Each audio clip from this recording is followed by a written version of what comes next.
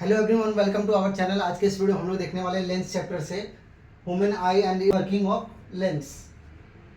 Human body में जो आई जो पार्ट है बहुत ही इंपॉर्टेंट है।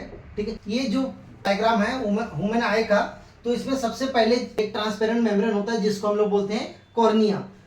तो कॉर्निया क्या है? It is a very thin and transparent membrane of the human eye and it is called as cornea. जब भी लाइट एंटर करता है तो कॉर्निया के हेल्प से ही एंटर करता है। ठीक है, जितना भी लाइट यहाँ से इंसिडेंट होता है और रेटिना पे जब भी जाता है तो मैक्सिमम अमाउंट ऑफ जो लाइट है जो रिफ्रैक्ट होके जाता है वो कॉर्निया के थ्रू ही रिफ्रैक्ट होकर के जाता है। तो ये कॉर्निया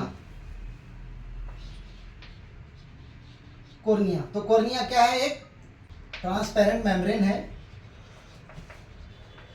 तो maximum amount of light enters through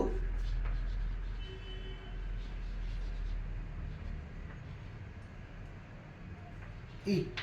जितना भी अमाउंट ऑफ लाइट एंटर होता है वो कॉर्निया के थ्रू ही होता है। और कॉर्निया के जस्ट पीछे एक डार्क फ्लैशी स्क्रीन है जिसको बोलते हैं आइरिस। जिस कॉर्निया के जस्ट पीछे behind the cornea there is dark flashy screen and it is called as iris. तो जितने भी ह्यूमन आइज के अंदर जो कलर होता है वो हर एक पर्सन का कलर डिफरेंट होता है। मतलब जितने लोगों का आइज का कलर है वो सबका अलग अलग होता है। तो वो जो भी आइरिस का कलर चेंज होता है पर्सन टू पर्सन, जो कलर चेंज होता है वो मेलानिन की वजह से चेंज होता है। तो iris colour of the iris is different from person to person. Colour है आइरिस का वो हर एक पर्सन का डिफरेंट होता है। There is small hole in the middle of the iris. Pupil, pupil क्या है? एक आइरिस के सेंटर में एक स्मॉल होल है, उसको बोलते हैं पुपिल। तो पुपिल क्या करता है? जब भी ज्यादा ब्राइट लाइट हो तो जो पुपिल है वो उसका जो साइज है वो कम हो जाता है। बट अगर अंधेरे में एंटर करते हैं तो जो पुपिल का साइज है वो ज़्यादा हो जाता है। क्योंकि जब भी हम लोग अंधेरे में अगर मान लो कि लाइट बंद करते हैं तो अंधेरे में हम लोग को सडनली कुछ दिखाई नहीं देता, बट थोड़े देर के बाद जब वो अपना फोकल लेंथ को एडजस्ट करता है वो चीज़ें हमें क्लियरली दिखता है। तो जिसके वजह से पुपिल का जो साइज है वो चेंज हो जाता है। तो पुपिल क्या है? इसका जो डायमीटर होता है, पुपिल का जो डायमीटर होता है वो चेंज होता है। ठीक है, चेंज होता है एज पर दी नीड के हिसाब, अपने हिसाब से ये चेंज होता है। तो पुपिल डिसाइड करता है कि आँख के अंदर कितना अमाउंट ऑफ लाइट एंटर करे।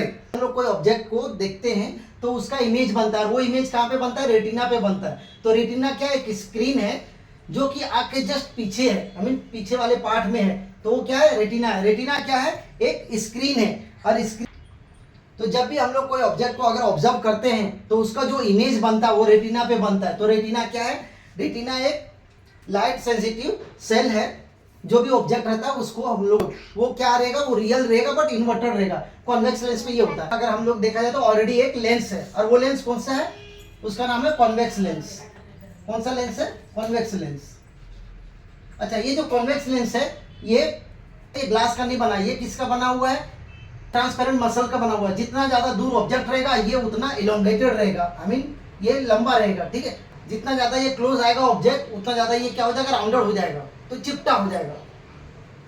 तो ये कॉन्वेक्स लेंस है। तो यहाँ पे ग्लास का क्यों नहीं बना रहता है? क्योंकि अगर मान लो कोई अगर किसी वजह से अगर ये टूट जाता है तो बहुत ज़्यादा प्रॉब्लम होने के चांस रहता है। इसलिए ये जो कॉन्वेक्स लेंस है ये क्या है?